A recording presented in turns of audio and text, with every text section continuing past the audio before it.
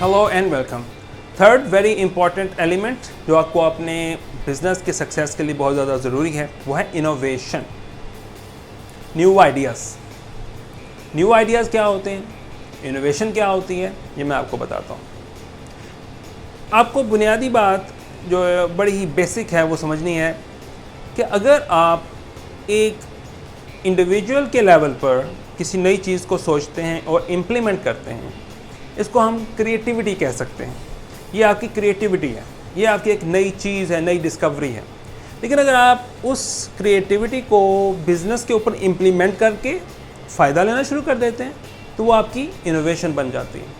Innovation idea के level पे भी हो सकती है, बिज़नेस प्रोसेसेस के लेवल पे भी हो सकती है, और फिर आप उसको प्लानिंग के फेज़ में भी इंट्रोड्यूस करवा कर जब आप प्रोडक्ट या किसी सर्विस के अल्टीमेटली प्रोडक्ट या सर्विस तक पहुंचते हैं तो वो प्रोडक्ट भी इनोवेटिव हो जाती है, वो सर्विस भी इनोवेटिव हो जाती है।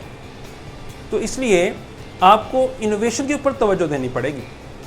आजकल के जितने भी बिजनेसेस चल रहे हैं और वो सक्सेसफुल हो रहे हैं तो वो कोई नई चीज़ देते हैं, टेक्नोलॉजी का इंट्रोड्यूस तो वो करते हैं। मैंने लास्ट वीडियो में डेटा के बारे में बताया था और डेटा की हमारे यहाँ बहुत ज़्यादा कमी है, कोई डेटा के ऊपर इम्पोर्टेंस नहीं देता। हालांकि डेटा के ऊपर आप इंपॉर्टेंस देने लग जाएं आपके लिए कस्टमर एक बहुत वैल्यूएबल चीज़ हो। लेकिन एनी हाउ, अब आ जाएं इनोवेशन की तरफ ना। तो आज की वीडियो तो इनोवेशन से रिलेटेड है। तो इनोवेशन ये है कि आप देखिए कि आपके बिजनेस के अंदर ऐसा नया है क्या, ऐसी वो क्या नई चीज़ है जो आप दे रहे हैं। एक चीज़ होती है एक्स्ट्रा करना, मैं उसको रिकमेंड नहीं करूँगा। समटाइम्स हम कस्टमर को, क्लाइंट को अपने पास रखने के लिए हम उसको कुछ एक्स्ट्रा सर्विसेज दे देते हैं जो कि एक अच्छी टैक्टिक है। मैं उसकी तरफ नहीं आ रहा।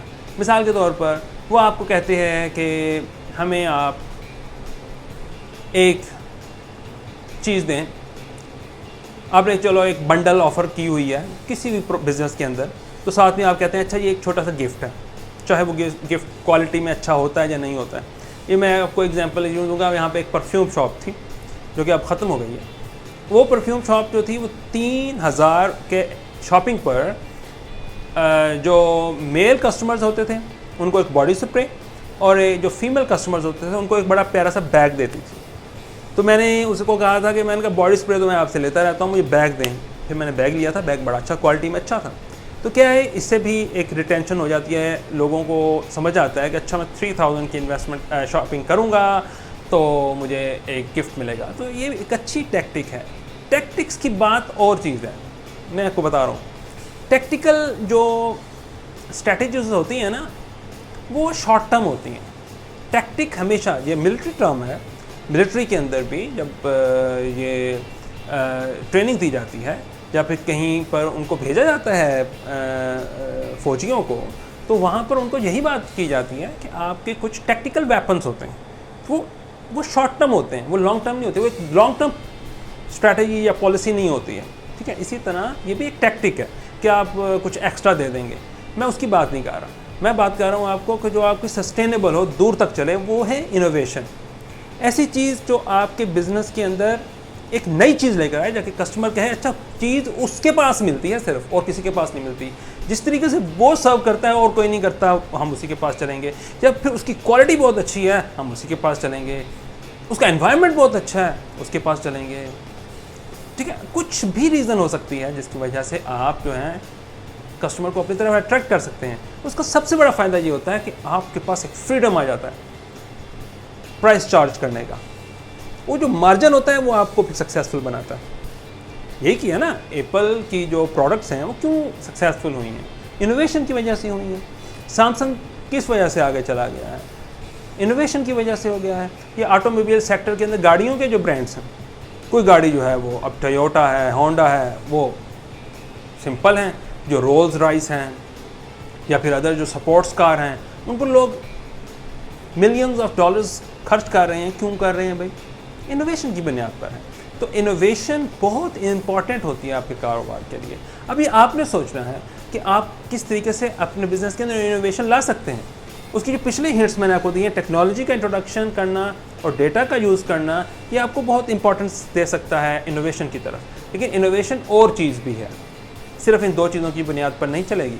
इनोवेशन अपने तौर पर भी आप किसी और वजह से भी लेकर आ सकते हैं, किसी और ज़रिए से भी लेकर आ सकते हैं अपने बिजनेस के अंदर। द बेसिक चीज़ इज़ कि आपने अपने बिजनेस को किस तरीके से सक्सेसफुल करना है। और इनोवेशन एक बहुत ही सस्टेनेबल और गारंटीड सोर्स है अपने बिजनेस को सक्सेसफुल करने के लिए।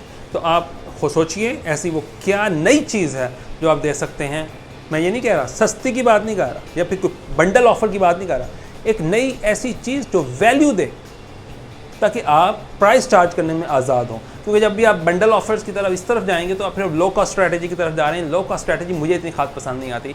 हाँ, एक अच्छी स्ट्रैटेजी ज़रूर है, लेकिन एक अच्छी स्ट्रैटेजी इस वजह से नहीं, क्योंकि अगर आ जाता है जब कंपटीशन तो उसमें ये बहुत हद तक फेल भी हो जाती है।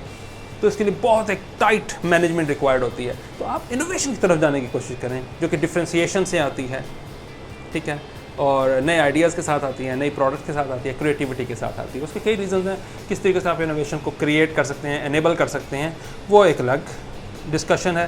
तो तीसरा इंपॉर्टेंट चीज़ जिसको हम आगे फिर लेकर भी चलेंगे कि कंपनीज़ कैसे इनको यूज़ कर रही हैं, इनोवेशन को किस तरह लेकर आ रही हैं अपने बिजनेस के अंदर, वो फिर केस स्टडी की कैटेगरी में हम आपको बयान करेंगे। अभी मैंने आपको एक कॉन्सेप्ट के लेवल पे इनोवेशन की इंपॉर्टेंस बता दी। बिजनेस करना है, इनोवेशन के साथ करें। Thank you.